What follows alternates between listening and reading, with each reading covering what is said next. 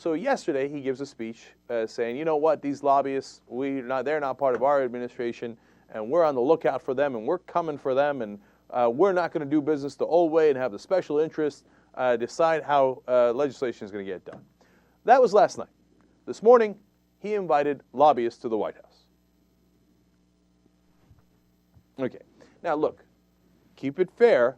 Okay, so is it okay to talk to lobbyists every once in a while? Sure, you know, and should you get the perspective of corporations from time to time, as well as other shareholders, you know, unions, the American people, you know, senior citizens? Yeah, of course, right? But this is a little craven, right? This is a little too obvious. This is a little too blatant. Even the lobbyists are tired of it. Let me quote you from The Hill, which of course covers Capitol Hill, that newspaper. It says, some lobbyists say they are extremely frustrated with the White House for criticizing them and then seeking their feedback. Others note that Democrats on Capitol Hill constantly urge them to make political donations. One lobbyist said, quote, bash lobbyists, then reach out to us. Bash lobbyists, while I have received 4 Democratic invitations for fundraisers. So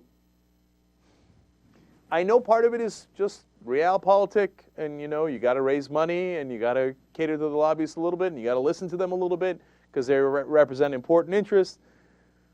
But at the same time, there's an ugly side to it. And the ugly side is, hey, look, we'll tell the American people we're on their side and not on the lobbyist side. But meanwhile, will we collect a lot of money from lobbyists? Hell yeah. Will we listen to them? Unfortunately, and that's the critical part. Hell yeah. I mean, the lobbyists are the ones that wrote the health care reform bill.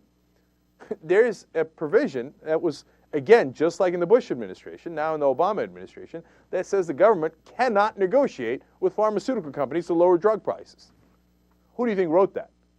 You think an average person wrote that? Oh, no, I'd like to pay hundreds of billions of dollars more. No, don't let the government negotiate for lower prices for Americans.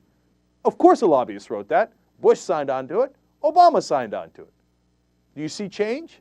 No. What you see is lobbyists. So he gives you a pretty speech about how he's going to go after lobbyists, and then in the morning, he literally goes after lobbyists, saying, oh, please, can you come over to the White House? Rahm Emanuel's looking to do some fundraising. It's going to be great. Okay, now they're not doing fundraising at the White House, okay, but that's how it works. They come over and they listen. Okay, how would you like to, you know, screw over the next bill and make it as good for your interests and as bad for the American interest as you possibly can? Great. All right. Where do I sign? All right, now, you go donate to that congressman, that senator, and that congressman, and we'll beat the Republicans. That's how this game is played. And that's how it got played on us again last night and today.